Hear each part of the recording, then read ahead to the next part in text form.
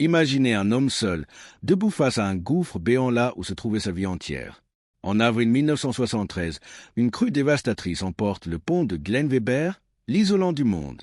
L'administration lui annonce alors l'impensable, 5 ans d'attente et une fortune qu'il n'a pas. Mais Glen n'est pas un homme de dossier, c'est un homme de fer. Armé de simples rails de chemin de fer rouillés et d'un poste à souder, il va défier les lois de la physique et les menaces de l'État. Ce que les experts jugeaient impossible, ce fermier va le bâtir en 42 jours de sueur et d'acier. Voici l'incroyable duel entre le génie d'un artisan et l'arrogance d'un système. Un pont que personne ne voulait voir debout, mais que rien, pas même le temps, n'a pu briser. Découvrez comment un homme a construit sa propre légende, un cordon de soudure à la fois. Avant de vous dévoiler comment Glen a transformé de simples rails de chemin de fer en un monument d'ingénierie, j'aimerais savoir qui nous accompagne aujourd'hui. Dites-nous en commentaire, depuis quelle ville ou quelle région regardez-vous ce documentaire? C'est un honneur de partager cette épopée avec vous. Si vous admirez le travail bien fait et la ténacité de nos bâtisseurs, cliquez sur le bouton j'aime et abonnez-vous pour ne manquer aucune de nos prochaines histoires de courage. Votre soutien est notre plus grande motivation. Maintenant, revenons au printemps 1973, là où tout a commencé. Au printemps 1973, dans le comté de Ringgold, au cœur de l'Iowa, la pluie n'est pas tombée comme une simple averse passagère, mais comme un événement géologique majeur capable de redessiner les cartes. Le Midwest connaît bien ces colères du ciel, mais celle-ci possédait une lourdeur particulière, une persistance qui transformait l'horizon en un mur grillé impénétrable. En l'espace de seulement 6 heures, plus de 10 centimètres d'eau se sont abattus sur une terre déjà saturée par un mois de mars anormalement humide. Le sol, incapable d'absorber une goutte de plus, a laissé le ruissellement dicter sa loi. Les petits ruisseaux qui serpentaient paisiblement au fond des vallées verdoyantes se sont métamorphosés en quelques heures en des torrents de boue enragés, arrachant tout sur leur passage. Des arbres centenaires, des poteaux de clôture, et même le bétail sans défense ont été emportés par cette force brute. Sur la route de comté G61, là où le Skunk Creek croisait le destin des hommes, se dressait un pont de bois. Ce n'était pas un ouvrage d'art prestigieux, simplement une structure de chêne blanc foncé dans le lit du cours d'eau en 1941. Pour les ingénieurs modernes, ce pont n'aurait été qu'une anomalie technique, une relique d'un autre temps dépourvu de plans ou de calculs de chars sophistiqués. Pourtant, il remplissait une fonction vitale. Il était le seul et unique point de passage sur une portion de 5 kilomètres reliant les fermes isolées au reste de la civilisation. Pour Glen Weber, dont les 113 hectares s'étendaient sur la rive ouest, ce pont était bien plus que du bois et des clous. C'était son cordon ombilical, le lien sacré vers le silo à grains de Mount Ayr, vers l'école de ses enfants à Banton, vers son église et vers le magasin de matériel agricole. Le matin du 14 avril 1973, lorsque Glen a conduit son pick-up jusqu'au bord de la rive, il n'a pas trouvé un pont endommagé. Il a trouvé le vide. La crue centennale avait littéralement arraché les piliers, brisant le tablier comme s'il s'agissait d'un simple biscuit, dispersant les débris loin en aval. Il ne restait que 4 socles de béton orphelin et une fracture béante de 13 mètres là où la route aurait dû continuer. Debout au bord du gouffre, Glen contemplait le silence après la tempête. Derrière lui se trouvait sa vie, son troupeau, ses machines et son gagne-pain. Devant lui, il n'y avait plus rien d'autre que de l'eau brune et un isolement brutal. Sans ce pont, la moindre sortie nécessitait désormais un détour épuisant de 35 kilomètres sur des chemins de terre qui, selon la saison, se transformaient en bourbiers impraticables, en ornières gelées ou en nuages de poussière étouffants. Pour un homme de la terre, le temps ne se compte pas en minutes, mais en cycles de travail. Ce détour représentait une hémorragie de ressources et d'énergie qui ne pouvait se permettre. C'est avec cette certitude ancrée au fond du regard que Glen est remonté dans son camion pour entamer ce long détour vers le palais de justice du comté.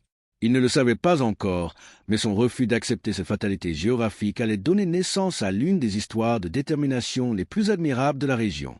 Ce vide laissé par le Skunk Creek n'était pas seulement un obstacle physique. C'était le début d'un duel entre un homme seul et une administration qui, elle, avait tout son temps. Le conseil d'administration du comté de Ringgold se réunissait invariablement le premier et le troisième mardi de chaque mois dans une salle austère au 2e étage du palais de justice de Mount Ayr. C'est là, dans cette pièce imprégnée de l'odeur du vieux papier et du café froid, que se jouait le destin des infrastructures locales. Les 3 superviseurs assis autour de la grande table étaient pour la plupart des agriculteurs eux-mêmes, élus par leur père pour gérer avec parcimonie les routes, les ponts et un budget chroniquement insuffisant. À leur côté siégeait l'ingénieur du comté, Dale Camp. À 53 ans, diplômé en génie civil de l'Université d'État de l'Iowa et fort de 21 années de service, Dale était l'homme des chiffres et des normes. C'est dans cette atmosphère feutrée que Glenn Weber est entré, ses bottes de travail encore maculées de la boue du Skunk Creek, sa veste de toile sombre contrastant avec la propreté clinique du bureau. Il n'a pas cherché de chaise. Il est resté debout pendant la période réservée aux commentaires du public, une silhouette solide et silencieuse dont la simple présence imposait le respect. « Bonjour », a-t-il dit d'une voix calme mais ferme. Le pont de la route G61 sur le Skunk Creek a disparu. La crue l'a emporté hier soir. Les superviseurs ont acquiescé avec une gravité polie. Ils savaient que les inondations avaient fait des dégâts partout, mais aucun autre ouvrage n'avait été littéralement rayé de la carte. « Quand pourrez-vous le reconstruire ?» a alors demandé Glenn. Dal Aitken a ouvert un dossier cartonné, consultant une liste qui semblait ne jamais finir. C'était sa file d'attente, un inventaire de chaque pont, chaque ponceau et chaque tronçon de route du comté classé par ordre de priorité et contraint par un budget qui devait couvrir plus de 1100 km de voirie. Le pont de la G61 ne dessert qu'une seule propriété, a lu Dal sans lever les yeux de ses notes. Structure à voie unique en bois. Le coût de remplacement estimé pour un ouvrage moderne en béton et en acier conforme aux normes actuelles s'élève à 45 000 $. Il a marqué une pause, laissant son doigt glisser le long de la colonne des dates et des financements disponibles. 5 ans, Glenn, si nous avons de la chance. 5 ans, a répété Glenn, l'incrédulité teintant ses traits. Dal a poursuivi, expliquant qu'il y avait des ponts desservant 20, 30 ou 50 propriétés avant lui dans la file. Il a parlé d'inconvénients mineurs, de patience nécessaire, de protocole administratif. Mais pour Glenn, ces mots n'avaient aucun sens. Sa voix est restée plate, presque dépourvue d'émotion, ce qui la rendait d'autant plus tranchante. Dal, mon bétail a besoin de fourrage. Mon grain doit arriver au silo. Mes enfants doivent aller à l'école. Je ne peux pas parcourir 35 kilomètres de bout chaque fois que j'ai besoin d'un gallon de lait. 5 ans, ce n'est pas un inconvénient, c'est l'arrêt de mort de mon exploitation. Le silence qui a suivi était pesant, chargé de la gêne des superviseurs qui connaissaient la valeur du travail de Glenn. Dal a fini par refermer son dossier, le regard sincèrement désolé mais impuissant derrière ses lunettes. Je n'ai ni l'argent ni la main-d'œuvre pour te faire remonter sur la liste, Glenn. J'aimerais que ce soit différent. Glenn est resté immobile un long moment, fixant l'ingénieur qui représentait toute la rigidité du système. Puis, il a prononcé 4 mots qui ont fait basculer la réunion et pétrifier l'assemblée. Je le bâtirai moi-même. Dal a relevé la tête, les sourcils froncés, tandis qu'un murmure d'étonnement parcourait la salle. L'ultimatum était lancé, calme et irrévocable. L'air dans la salle de réunion s'est soudainement rafraîchi, comme si le souffle de l'hiver s'était engouffré par les fenêtres fermées du palais de justice. Harold Strickler, l'un des superviseurs qui cultivait 400 hectares et connaissait Glenn depuis l'école primaire, s'est penché en avant, les mains croisées sur la table en chêne. « Tu vas bâtir quoi toi-même » Harold a demandé, la voix teintée d'une incrédulité mêlée de curiosité. « Le pont ? Je vais construire le pont moi-même. » La réponse de Dal Aitken a été immédiate, professionnelle et délivrée avec cette certitude particulière propre à l'homme dont le diplôme est fièrement exposé au mur. « Glenn, tu ne peux pas construire un pont. Un pont n'est pas une simple clôture ou un abri de jardin. C'est une structure complexe qui exige une conception d'ingénierie, des calculs de charges précis, une analyse approfondie des sols, des spécifications de matériaux rigoureuses et une conformité totale aux normes étatiques et fédérales. Tu ne peux pas simplement souder quelques morceaux d'acier et appeler ça un pont. Pourquoi pas ? A rétorqué Glenn. Parce que ce ne serait pas sûr. Parce que ce ne serait pas légal. Parce que le comté serait tenu pour responsable s'il s'écroulait sous le poids d'un véhicule. Parce que tu es un fermier, Glenn, pas un ingénieur. C'est à ce moment précis que le choc des époques est devenu palpable. Glenn a soutenu le regard de l'ingénieur sans ciller. « Mon grand-père a construit le pont qui vient d'être emporté », a-t-il dit doucement. C'était en 1941, avec des piliers en chêne blanc et une scie à main. Il n'avait pas de diplôme d'ingénieur, il n'avait fait aucun calcul de charge et ne connaissait rien aux normes de l'État. Ce pont a duré 32 ans et il a supporté chaque pièce d'équipement que je possède, des tracteurs les plus lourds aux moissonneuses les plus massives. La seule chose qu'il a achevée, c'est une inondation millénaire que personne n'avait prévue. Dal a soupiré, frottant ses tempes comme pour chasser une migraine imminente. C'était une autre époque, Glenn. Le monde a changé, les exigences aussi. Non, a corrigé Glenn, c'était un homme qui avait besoin de traverser un ruisseau et qui n'avait pas 5 ans à perdre devant une liste d'attente. La pièce est devenue si silencieuse qu'on aurait pu entendre une épingle tomber sur le linoléum usé. Je ne te demande pas la permission. Dal, je te dis ce que je vais faire. Le pont se trouve sur une route de comté, mais la rive du ruisseau des 2 côtés m'appartient. Je vais construire sur ma terre. Je vais me connecter à la route existante. Et quand j'aurai terminé, tu pourras venir l'inspecter. S'il ne répond pas à tes normes, je le démontrerai de mes propres mains. Mais je ne resterai pas là à regarder mon exploitation mourir pendant que vous gérez vos priorités. » Glenn a tourné les talons et est sorti de la salle sans ajouter un mot, laissant derrière lui une assemblée interdite. Les superviseurs se sont tournés vers Dahl, cherchant une réponse, une règle, une interdiction formelle. Mais l'ingénieur est resté muet, fixant son dossier ouvert. Il savait que dans le comté de Ringgold, la détermination d'un homme qui n'a plus rien à perdre est une force de la nature bien plus difficile à contenir que n'importe quelle crue. Le duel était désormais public. La théorie contre la pratique, le diplôme contre l'instinct et le bureaucrate contre l'artisan. L'histoire du pont du Skunk Creek venait de passer d'un simple fait divers climatique à une épopée humaine de défis et de sueur. Pour comprendre comment un homme seul a pu défier les lois de la physique et de l'administration, il faut d'abord comprendre qui était réellement Glenn Weber. À 45 ans, Glenn n'était pas seulement un fermier exploitant ses 113 hectares depuis le départ à la retraite de son père en 1952. Il était le produit d'une éducation où l'on n'achetait rien de neuf tant que l'ancien pouvait être sauvé. Revenu de 2 ans de service dans l'armée à l'âge de 24 ans, il avait rapporté avec lui une discipline de fer et une confiance inébranlable, cette certitude spécifique à la jeunesse qui veut que tout problème, aussi complexe soit-il, possède sa solution au bout d'une électrode de soudure. Car si Glenn Weber avait un don, un véritable super-pouvoir d'artisan, c'était la maîtrise du métal. Son père lui avait enseigné la soudure à l'arc dès l'âge de 14 ans, mais c'est l'armée qui avait transformé ce talent brut en une expertise chirurgicale. Il y avait appris la soudure émigée, le tige et le découpage à l'oxyacétylène. Au fil des décennies, Glenn était devenu capable de joindre 2 pièces d'acier avec la précision et la netteté d'un chirurgien recousant des tissus vivants, créant des liens permanents là où d'autres ne voyaient que de la ferraille brisée. Sa ferme était devenue, au fil des ans, un véritable musée de la réparation impossible. Dans chaque hangar, sous chaque auvent, on pouvait trouver les traces de son génie, des châssis de charrues brisés, des godets de chargeuses fissurés, des supports de râteliers à foin ou des boîtiers d'essieux fondus. Là où les concessionnaires internationaux de matériel agricole affirmaient qu'une pièce était irrécupérable, Glenn sortait son poste à souder. Il redonnait vie à des machines condamnées, prolongeant leur existence de 15 ou 20 ans. Partout où le regard se posait, on distinguait ces cordons de soudure caractéristiques d'un gris bleuté régulier, semblables à des perles d'acier déposées avec une patience infinie. Ses voisins, avec un mélange d'humour et d'admiration, disaient souvent que si Glenn ne pouvait pas réparer quelque chose avec son poste à souder, c'est que l'objet n'était pas cassé, il était mort. Sa femme, Connie, plaisantait même en racontant qu'il avait demandé en mariage avec une baguette de soudure dans la poche arrière de son pantalon, ce qui n'était d'ailleurs pas loin de la vérité. Pourtant, construire un pont n'avait rien à voir avec la réparation d'un châssis de charrue. Un pont devait porter des chars dynamiques monumentales, des camions de céréales chargés à bloc, des remorques de bétail pesant plusieurs tonnes ou sa propre moissonneuse-batteuse lors des récoltes d'automne. Il devait franchir 13 mètres de vide au-dessus du Skunk Creek sans aucun support intermédiaire, car le ruisseau emportait tout ce qui se trouvait dans son lit lors des crues printanières. Glenn savait que cette structure devait durer non pas quelques saisons, mais des décennies entières de services acharnés. Il ne s'agissait plus de bricolage, mais d'une œuvre monumentale qui exigerait chaque once de son savoir-faire. C'était le défi ultime pour l'homme à la baguette magique d'acier, une chance de prouver que l'artisanat d'élite, forgé dans la nécessité et le silence des hangars, valait bien tous les calculs théoriques des bureaux d'études de la capitale.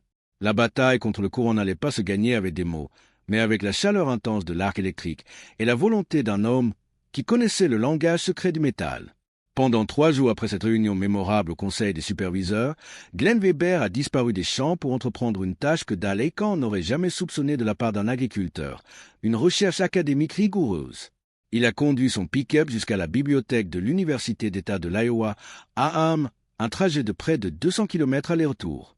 Glenn ne cherchait pas de grandes théories abstraites sur l'élasticité des matériaux ou la mécanique des fluides. Ce qu'il voulait, c'était des chiffres bruts, des dimensions réelles, des faits concrets. Il avait besoin de savoir quelle épaisseur de poutre d'acier pouvait supporter une charge de 40 tonnes sur une portée de 13 mètres sans fléchir. Il cherchait la profondeur nécessaire pour une fondation en béton capable de s'ancrer solidement dans le limon instable de la rive. Ses mains calleuses tournaient les pages des manuels de génie civil avec une précision méthodique, mais les ouvrages de pointe, destinés aux étudiants en master, lui semblaient trop éloignés de sa réalité. C'est finalement dans un document plus ancien et plus pragmatique qu'il a trouvé son salut, un manuel de campagne de l'Army Corps of Engineers datant de 1958, intitulé « Construction de ponts militaires expéditifs ». Ce guide avait été rédigé pour les ingénieurs de combat qui, sur le front, devaient ériger des structures robustes avec les moyens du bord en un temps record. Dans ces pages, Glenn a découvert des tableaux de correspondance entre les dimensions des poutres et les charges autorisées, des spécifications de semelles pour différents types de sols et surtout un chapitre qui allait tout changer, l'utilisation de rails de chemin de fer de récupération comme poutres structurelles. Le rail de chemin de fer. Glenn connaissait parfaitement l'existence de ce rail. La Rock Island Railroad avait abandonné une ligne secondaire dans le comté de Ringgold en 1968.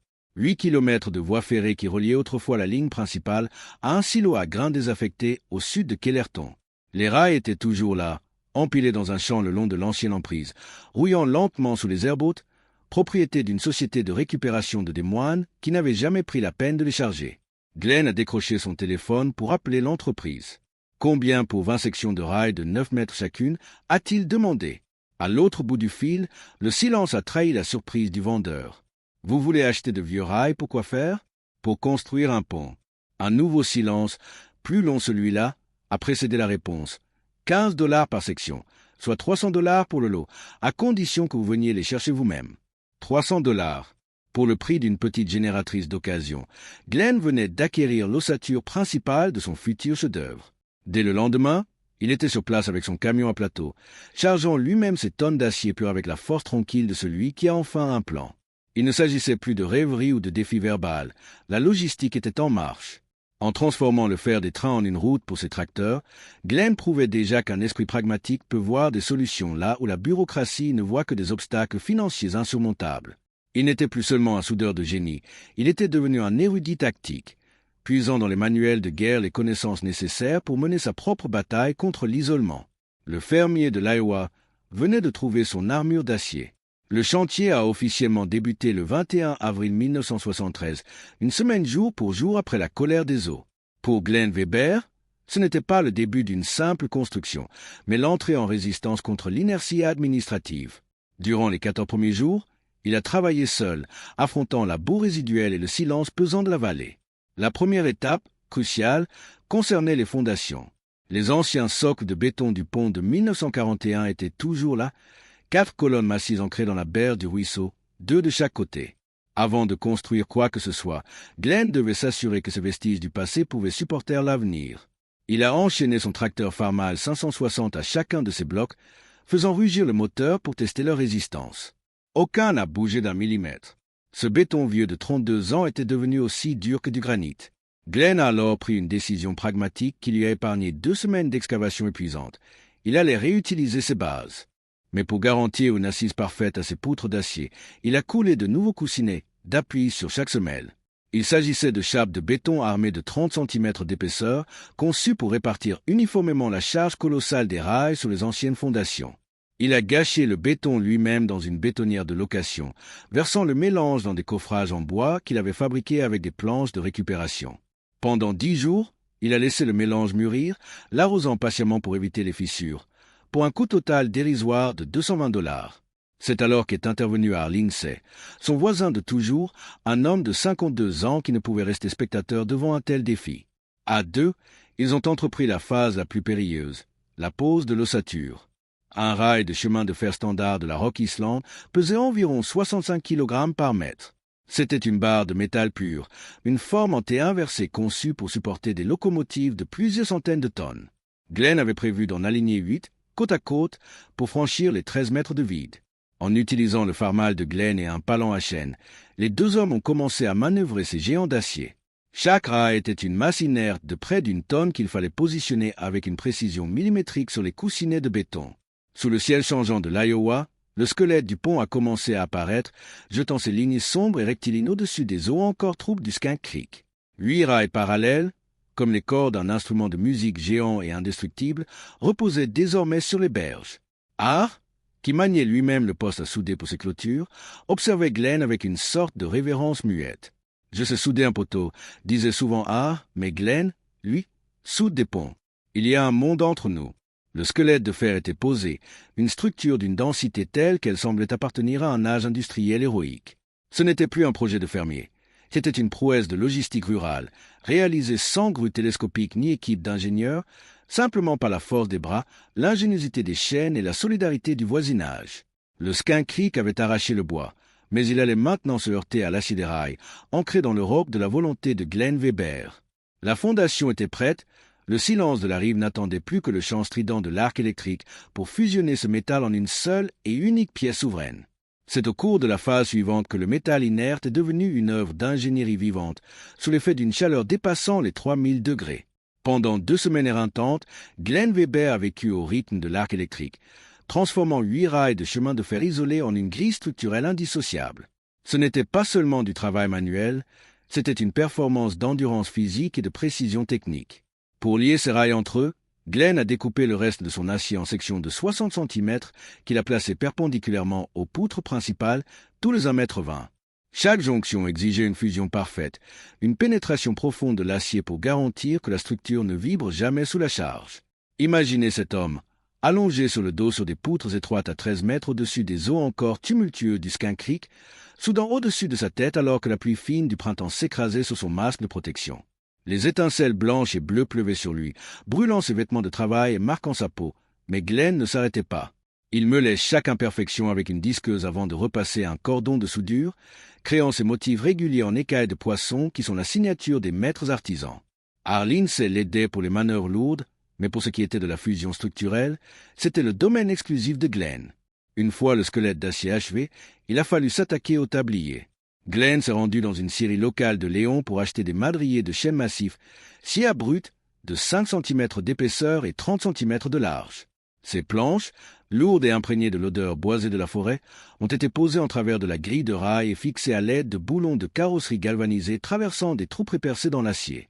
Le tablier offre désormais une largeur de 4,30 m, de quoi laisser passer n'importe quel engin agricole avec une marge de sécurité confortable.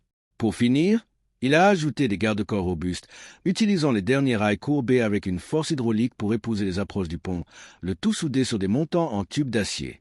La touche finale fut l'application de 2 couches généreuses de peinture primaire anti-rouille d'un gris industriel austère. Ce n'était pas un ouvrage esthétique, c'était une déclaration de guerre contre la défaillance. Le bilan financier de cette épopée était stupéfiant. $300 pour les rails, 220 pour le béton, 180 pour le chêne et moins de $200 pour les boulons, les électrodes et la location de matériel. Le coût total s'élevait à exactement $870. Là où le comté de Ringgold prévoyait d'engloutir $45 000 d'argent public et 5 années d'attente, Glenn Weber avait dressé une forteresse d'acier en seulement 42 jours pour moins de 2% du devis officiel. Le 2 juin 1973, le pont était là, droit, massif et prêt à subir l'épreuve du feu. Glenn a rangé ses outils, a nettoyé son masque de soudure et a décroché son téléphone. Il n'avait plus besoin de mots pour convaincre Dal et Camp. Il lui suffisait de l'inviter à venir voir ce qu'un fermier déterminé peut accomplir avec un vieux manuel de l'armée et une volonté de faire. Le piège de la compétence était tendu et l'inspecteur n'allait pas tarder à tomber dessus. Le matin du 2 juin 1973, avant même de passer son appel fatidique au bureau du comté, Glenn Weber a voulu confronter son œuvre à la réalité brutale des tonnes. Ce n'était pas par manque de confiance, mais par respect pour les lois de la physique qu'il avait étudiées dans ses manuels militaires. Il a d'abord engagé son tracteur Farmall 560, une machine de plus de 3 tonnes. En franchissant le joint de dilatation improvisé, le pont n'a pas émis le moindre craquement. Enhardi, Glenn est allé chercher son camion de céréales chargé à ras-bord, une masse imposante de 14 tonnes. Il a avancé lentement, les yeux fixés sur le milieu de la travée. Sous le poids colossal, la structure n'a fléchi que d'1/4 de pouce, exactement la déflexion prévue par les tables de l'armée. Pas de vibration, pas d'oscillation latérale. Le pont était vivant, il respirait sous la charge sans faiblir. C'est alors qu'il a appelé Dal et Camp. L'ingénieur du comté a fait le trajet jusqu'au Skunk Creek le jeudi suivant, au volant de son pick-up officiel. Dans son esprit, Dal s'attendait au pire. Un enchevêtrement dangereux de ferraille mal soudée, une monstruosité instable qui représenterait un cauchemar juridique pour le comté. Il s'était préparé à un discours sévère sur la sécurité publique et la responsabilité civile. Lorsqu'il s'est arrêté sur la rive, Dal est resté de longues minutes dans son véhicule, observant la silhouette grise qui enjambait le courant désormais paisible. Soyons honnêtes, le pont était laid. C'était une structure utilitaire, recouverte d'un apprêt gris terne, avec des madriers de chêne brut et des soudures qui, bien que massives, n'avaient rien de la finesse esthétique d'un ouvrage d'art d'État. Mais quand Dal a posé le pied sur le tablier, ses sens d'ingénieur ont immédiatement capté un signal contradictoire. Il s'attendait à sentir le bois jouer sous ses pas ou le métal résonner. Au lieu de cela, Il a ressenti une rigidité absolue, une densité de matière qui semblait faire corps avec la terre elle-même. Il a avancé prudemment jusqu'au milieu du pont, testant chaque appui, cherchant la faille, le point de bascule. Rien. La structure était immobile, d'une stabilité déconcertante. Dahl s'est agenouillé pour examiner les cordons de soudure de Glenn. Il a vu la pénétration profonde du métal, la régularité des passes, le soin apporté aux entretoises qui ligotaient les 8 rails de chemin de fer entre eux. Ce n'était pas le travail d'un amateur qui s'amuse avec un poste à souder le dimanche. C'était l'œuvre d'un homme qui comprenait intimement la fusion moléculaire de l'acier. Dahl a passé sa main sur le grain rugueux du chêne, vérifiant le serrage des boulons de carrosserie. Chaque détail technique révélait une intention délibérée d'outrepasser les besoins de sécurité. Glenn se tenait sur la rive ouest, les bras croisés sur sa veste de travail, observant l'homme de science décortiquer son travail d'artisan. Il n'y avait aucune arrogance dans sa posture, juste l'attente tranquille de celui qui sait qu'il a bâti pour l'éternité. Pour Dahl Aeckan, le choc était total. Toutes ces années d'études à l'université d'Armes et ces 2 décennies de carrière venaient de se heurter à une réalité physique indéniable. Un fermier, avec $800 et une volonté de faire, venait de réaliser en 6 semaines ce que son administration jugeait impossible avant la fin de la décennie. Ce pont n'avait peut-être pas de sceau officiel, mais il possédait quelque chose que les plans sur papier n'ont pas toujours, une âme d'acier et une solidité qui défiait le temps. Dahl s'est relevé, époussetant ses genoux, le regard changé, réalisant que le fossé entre la théorie et la pratique venait d'être comblé par le génie d'un seul homme. L'ingénieur Dahl Aeckan ne s'est pas contenté d'une inspection de surface. Pour un homme dont la carrière reposait sur la précision des structures, le doute ne pouvait subsister. Il s'est glissé sous le tablier, s'accroupissant dans la boue séchée de la rive pour examiner les entrailles de l'ouvrage. Ce qu'il a découvert sous cette canopée d'acier l'a laissé muet. La grille de rails de chemin de fer formait une toile dense et géométrique, une forêt de métal où chaque traverse, chaque entretoise était fusionnée avec une rigueur quasi obsessionnelle. L'eau du Skunk Creek coulait désormais paisiblement quelques mètres plus bas, reflétant l'éclat mat du primaire gris. Dahl a passé ses doigts sur les cordons de soudure, cherchant la moindre porosité, la moindre amorce de rupture. Il n'a rien trouvé d'autre qu'une continuité parfaite de la matière. En se relevant, il a épousseté ses vêtements de ville, un geste machinal pour reprendre contenance face au fermier qui l'attendait, imperturbable, sur la rive ouest. Le silence qui s'est installé entre les 2 hommes n'était pas lourd de reproches, mais chargé d'une reconnaissance tacite. Dahl a ajusté ses lunettes, son regard alternant entre son carnet de notes et la structure massive. Ce n'est pas ainsi qu'on construit un pont, a-t-il fini par lâcher, la voix un peu sourde. Et pourtant, il est là, a simplement répondu Glenn. L'ingénieur a pointé du doigt les poutres massives. Tu as utilisé du rail de chemin de fer. C'est exact. Ce n'est pas un matériau de construction standard pour la voirie publique, Glenn. Ce sont des rails de tipi conçus pour supporter des charges de 150 tonnes. J'en ai aligné 8 sur une portée de 13 mètres. Le manuel du corps des ingénieurs de l'armée affirme que c'est suffisant pour 60 tonnes. Tu veux que je t'apporte le livre? Dahl a de nouveau regardé le pont, puis son presse-papier, avant de fixer Glenn dans les yeux. C'est à ce moment que l'homme de loi a cédé la place à l'homme de métier. Je ne peux pas approuver cela en tant que structure officielle du comté, a déclaré Dahl. Il n'y a aucun plan d'ingénierie certifié, aucune étude de char signée par un ingénieur agréé. Je ne t'ai pas demandé de l'approuver, a répliqué Glenn. Je t'ai demandé de me dire s'il est sûr. Un long silence a suivi, rythmé seulement par le bruissement du vent dans les champs de maïs voisins. Dahl Aeckan a pris une grande inspiration. Officieusement, Glenn, officieusement, ton pont est surconstruit, radicalement surconstruit. Tu as mis 3 fois plus d'acier qu'il n'en faut pour un pont agricole à voie unique. Les soudures sont exemplaires. Les piliers sont stables. Le tablier est parfaitement boulonné. Si je devais parier, je dirais que ce pont supportera n'importe quel engin que tu feras passer dessus et qui durera 30 ans sans entretien majeur. Il a marqué une pause, reprenant son ton administratif. Officiellement, je ne peux pas donner mon aval. Officieusement, je traverserai ce pont avec ma propre famille sans la moindre hésitation. Glenn a simplement incliné la tête. C'était tout ce qu'il avait besoin d'entendre. Le rapport d'inspection rédigé cet après-midi-là fut un chef-d'œuvre de diplomatie bureaucratique. Le pont du Skunk Creek sur la route G61 était déclaré structure privée sur terrain privé, adjacente à une emprise de comté, que le comté ne choisissait ni d'approuver, ni de condamner. C'était l'équivalent administratif de fermer les yeux pour laisser passer le génie. Glenn Weber avait gagné son droit de passage, non par la loi, mais par l'excellence technique, forçant le respect d'un système qui n'avait aucune case pour l'accueillir.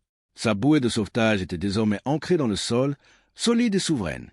Le temps est le juge le plus impitoyable pour toute œuvre humaine, et pour un pont, ce jugement est rendu par l'eau. À peine 5 mois après la fin des travaux, à l'automne 1973, le Skunk Creek a de nouveau montré les dents. Ce n'était pas la tempête biblique d'avril, mais une montée des eaux suffisante pour submerger les abords de la route. Le courant charriait des troncs déracinés, des tiges de maïs et des débris de clôture qui s'écrasaient contre tout obstacle. Glenn Weber, debout sur la rive, observait le flot gronder à moins de 60 cm du tablier. C'est là que son génie intuitif a révélé toute sa puissance. Contrairement à l'ancien pont en bois dont le tablier plein agissait comme une voile de navire face au courant, la structure de Glenn était une dentelle d'acier. Ses 8 rails parallèles, espacés avec précision, laissaient passer l'eau et les petits débris à travers la grille plutôt que de leur offrir une résistance frontale. L'eau ne poussait pas le pont, elle le traversait. En 1978, une nouvelle crue, plus violente encore, a battu tous les records historiques de la région. Le niveau est monté jusqu'à effleurer les madriers de chêne. Glenn a dû intervenir avec son tracteur et une chaîne pour dégager un énorme tronc coincé en amont, mais la structure elle-même n'a pas bronché d'1 millimètre. Les vibrations étaient nulles, les soudures restaient intactes. En 1984, 11 ans après la construction, un nouvel ingénieur nommé Tom Pratt a succédé à Dale Camp. Jeune, armé d'un master et de théories modernes, Tom avait entendu parler du pont du Fermier sur la G61 et s'attendait à devoir ordonner sa démolition pour des raisons de sécurité. Il est arrivé avec un équipement de pointe, un jaugeur de déflexion portable, un appareil capable de mesurer le moindre millimètre de flexion sous la contrainte. Tom a fait passer un camion de service du comté pesant plus de 16 tonnes sur le pont. Il a ajusté ses instruments de mesure au milieu de la travée, s'attendant à un affaissement significatif. Le résultat fut une décharge électrique pour ses certitudes académiques. Le pont n'a fléchi que d'un 16e de pouce. Selon les normes de l'ingénierie moderne de l'époque, une déflexion d'un quart de pouce aurait été parfaitement acceptable pour une telle charge. L'ouvrage de Glenn était 4 fois plus rigide que ce que les standards les plus stricts exigeaient. Tom Pratt est descendu sous la structure, tout comme son prédécesseur 10 ans plus tôt. Il a inspecté les points de jonction, cherchant la fatigue du métal ou la corrosion des soudures. Il n'a trouvé qu'un acier sain protégé par ses couches de peinture grise et des fondations de 1941 qui semblaient s'être pétrifiées dans leur solidité. En remontant dans son véhicule, Tom a compris que les manuels de l'université n'avaient pas tout prévu. Il venait de rencontrer une structure qui ne répondait à aucun code écrit, mais qui surpassait tout ce que le comté possédait dans son inventaire. Ce n'était plus seulement un pont de fortune pour un fermier isolé. C'était devenu, par la force des éléments et la précision des mesures, l'ouvrage le plus fiable de tout le comté de Ringgold. La nature avait testé la forme et la science venait de confirmer la fonction. Glenn Weber n'avait pas seulement construit un passage, il avait érigé un défi permanent à la médiocrité et à la bureaucratie. Le temps finit toujours par user les certitudes les plus rigides, et pour le comté de Ringgold, l'année 1985 marqua la fin d'une anomalie bureaucratique qui durait depuis 12 ans. Lors d'une session plénière du Conseil des superviseurs, le nouvel ingénieur Tom Pratt présenta un mémo qui fit l'effet d'une petite révolution. Ses conclusions étaient sans appel. Le pont du Skunk Creek était la structure la plus solide du comté, surpassant techniquement une douzaine d'ouvrages officiellement homologués. Le vote fut unanime. Le comté acceptait enfin la responsabilité de l'entretien, intégrant officiellement le chef-d'œuvre de Glenn dans le domaine public. Dans le fond de la salle, Glenn Weber, toujours vêtu de sa veste de travail usée, reçut un simple signe de tête de la part d'Harold Strickler. C'était la reconnaissance finale. Mais pour Glenn, la véritable absolution avait eu lieu 2 ans plus tôt, un après-midi d'été étouffant de 1983. Dale Camp, retraité depuis peu, avait conduit jusqu'à la ferme des Weber. Il n'était plus l'homme de loi en costume, mais un vieil ingénieur cherchant à mettre de l'ordre dans ses souvenirs. Il trouva Glenn dans la pénombre de sa grange, occupé à affûter une lame de faucheuse. Les 2 hommes ne s'étaient pas parlé depuis une décennie. Dale a parcouru l'atelier du regard, s'arrêtant sur le poste à souder et les meuleuses, ces mêmes outils qui avaient défié ses calculs. « Je suis venu te dire quelque chose. » Glenn a commencé Dale d'une voix rendue fragile par l'âge. « J'aurais dû le dire il y a 10 ans. Ce pont est un travail d'honnêteté. C'est l'œuvre d'un homme qui savait exactement ce qu'il bâtissait et pourquoi. » Glenn a posé sa lime, écoutant le silence de la grange. Dale a poursuivi, confessant que ses diplômes et sa réputation lui avaient servi d'œillère. Il avait utilisé les normes comme une excuse pour ne pas aider, persuadé qu'un fermier ne pouvait pas posséder le génie d'un bâtisseur. « J'ai passé 10 ans à savoir que j'avais tort sans oser l'admettre, » a-t-il avoué. Glenn a esquissé un demi-sourire, essuyant ses mains calleuses sur un chiffon. « Tu faisais ton travail, Dale. Tu avais des standards. Mais sache que c'est ton refus qui a été mon moteur. Quand tu as parlé de 5 ans d'attente, je suis rentré chez moi décidé à construire un pont qui ferait taire tous les ingénieurs de l'Iowa. C'est pour ça que j'ai mis 3 fois plus d'acier que nécessaire. 8 rails au lieu de 4. Des entretoises tous les 4 pieds. Je voulais que ce soit si manifestement indestructible que personne, pas même Dieu, ne puisse dire que ce n'était pas un pont. Glenn a regardé son ancien adversaire avec une sincérité désarmante. Tu es la raison pour laquelle ce pont est surconstruit. Dal, tu es la raison pour laquelle il durera 100 ans. Ce jour-là, dans la poussière dorée de la grange, une amitié silencieuse est née. Dal revint chaque année, seul, pour marcher sur le tablier de chêne et vérifier les soudures de ses propres yeux, comme un pèlerinage vers la preuve vivante que l'instinct peut parfois surpasser la théorie. À sa mort en 1994, c'est tout naturellement que Glenn Weber fut choisi pour porter son cercueil. 2 hommes de métier, autrefois séparés par un bureau de chêne, étaient désormais unis par le respect sacré de l'ouvrage bien fait. L'absolution était complète. Le pont n'était plus un litige, il était devenu un héritage. Glenn Weber a cultivé ces terres jusqu'en 2001, s'éteignant à l'âge honorable de 73 ans, le même âge que son grand-père avant lui. Son fils, Mark, a repris le flambeau de l'exploitation et, avec lui, la garde du pont. À cette époque, l'ouvrage avait déjà 28 ans de service. Glenn avait remplacé les madriers de chêne à 2 reprises et repeint l'acier 3 fois, mais les soudures n'avaient jamais montré le moindre signe de fatigue. Les rails de chemin de fer, imperturbables, ne s'étaient jamais courbés et les fondations de 1941 n'avaient pas bougé d'1 millimètre. En 2008, le comté de Ringgold fut frappé par des inondations d'une violence inouïe, endommageant ou détruisant 11 ponts officiels à travers la région. Le Skunk Creek atteignit un niveau historique, l'eau léchant le dessous du tablier comme jamais auparavant. Pourtant, le pont de Glenn tint bon. Son design à grille ouverte, cette intuition géniale d'un homme sans diplôme, permit une fois de plus à la fureur liquide de passer à travers la structure sans accumuler de pression fatale. Lorsque Mark appela le nouvel ingénieur du comté pour signaler que son passage était intact, la réponse fut éloquente. Ce pont est le cadet de mes soucis. J'en ai 11 autres à reconstruire. Aujourd'hui, le pont du Skunk Creek a 52 ans. Il a porté des camions de grains, des remorques de bétail, des moissonneuses massives et même, un jour de 1997, un chasse-neige du comté pesant 40 tonnes, bien au-delà de ce que Glenn avait initialement prévu. La structure n'a pas bronché. L'héritage a maintenant atteint la 3e génération. Anna, la petite fille de Glenn, étudie le génie civil à l'Université d'État de l'Iowa, la même où son grand-père allait lire des manuels militaires en secret en 1973. Sa thèse de fin d'études porte sur la conception de ponts ruraux à partir de matériaux de réemploi. Son paragraphe d'introduction est devenu célèbre dans sa faculté. En 1973, mon grand-père a construit un pont avec des rails de chemin de fer parce que le comté lui demandait d'attendre 5 ans. Ce pont est toujours debout. Son professeur, un expert mondial en structure de pont, a fait le voyage jusqu'au comté de Ringgold pour voir l'ouvrage de ses propres yeux. Après avoir inspecté les soudures et mesuré la déflexion, il a simplement déclaré qu'un homme avec un poste à souder et un problème concret peut parfois surpasser tout un département avec un budget et un calendrier. Parfois, la structure la plus laide, celle faite de rails gris et de planches brutes, est la seule qui reste debout quand les ouvrages prestigieux ont été emportés par le courant. Glenn Weber a bâti ce pont parce que personne d'autre ne voulait le faire, avec la certitude têtue que traverser un ruisseau ne devrait pas prendre 5 ans de paperasse. Son œuvre est le monument ultime à l'artisanat, à la résilience et à la dignité du travail manuel. Si cette histoire de détermination et de savoir-faire vous a touché, n'hésitez pas à cliquer sur le bouton j'aime pour soutenir notre travail. Partagez ce récit avec ceux qui apprécient les belles histoires de notre terroir et abonnez-vous à notre chaîne pour ne manquer aucun de nos prochains documentaires sur les héros de l'ombre qui ont façonné notre histoire.